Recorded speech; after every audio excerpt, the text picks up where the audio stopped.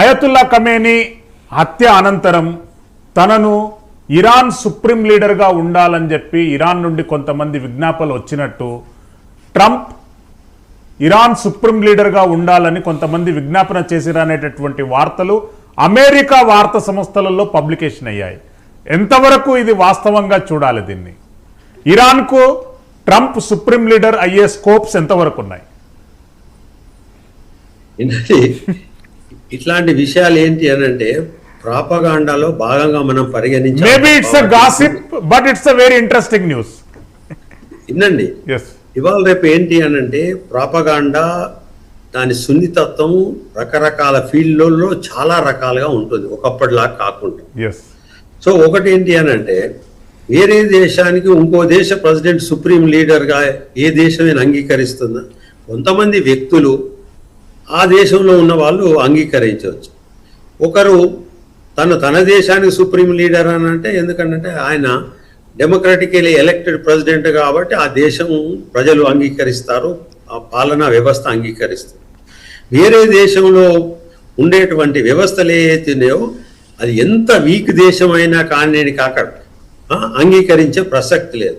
కాబట్టి ఇక్కడ ఏంటి అని అంటే ఆ ప్రెసిడెంట్ను ఒక ఆల్టుగెదర్ డిఫరెంట్ పర్సన్గా మనం పరిగణించాలి తప్ప దాన్ని సీరియస్గా తీసుకోవాల్సిన అవసరం లేదు.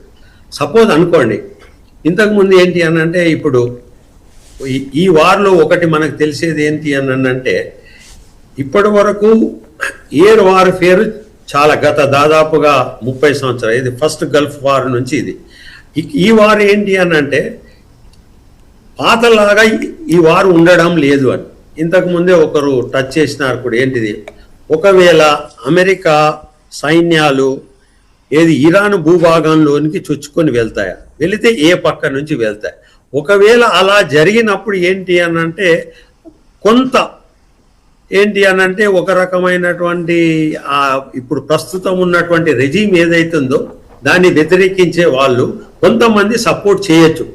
ఏది ఆ ఇంటర్వెన్షన్ అక్కడ ఉన్నటువంటి ప్రభుత్వాన్ని మార్చేటందుకు. అలా అని చెప్పేసి ఎవరో అమెరికా అధ్యక్షుడిని ఇరాన్ అధ్యక్షుడు అక్కడ ఉన్నటువంటి ప్రజలు కోరుకుంటారని కానీ లేకపోతే ఆహ్వానిస్తారు కానీ లేకపోతే వాళ్ళు సపోర్ట్ ఎప్పటికి ఉంటుంది కానీ మాత్రం అలా ఒకవేళ ఎవరైనా అన్నట్టయితే మనం నవ్వుకోవడం తప్ప ఇంక అంతకంటే మనం చేయగలిగింది ఏం లేదు. ఇక్కడ మాత్రం ఒకటి క్లియర్గా మనం చెప్పొచ్చండి, అది ఈ పదం కొంచెం స్ట్రాంగ్గా ఉంటుంది. President Trump can be considered as a maverick విన్నారు.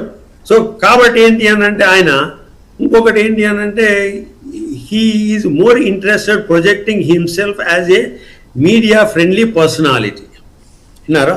దీంతో ఏంటి అని అంటే ఆ ప్రాపగాండాలో భాగంగా రకరకాలుగా వస్తాయి.